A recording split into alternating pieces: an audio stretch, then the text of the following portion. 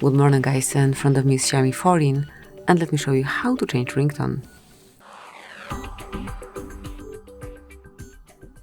At first, enter the settings, then find and select sound and vibration, go to ringtone, and now select the album from which you want to select your ringtone. I will go with Vibe and Fresh, and now just pick the tune that you want to apply.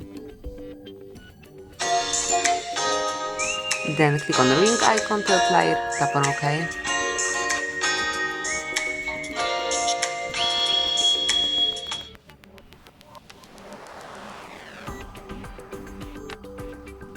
Well, and that's it. As you can see now, let me just go back.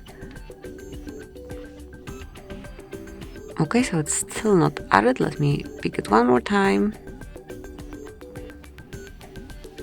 Just wait till it's downloaded. And as you can see now, it is applied. So just choose the one that you like the most. Obviously, you can also pick something from a local ringtone. Then you don't have to use access to your network. So you can choose some file from recorder, audio files, or music, whichever you prefer, and then just locate and select the tune.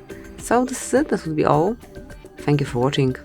Please subscribe our channel and leave the thumbs up.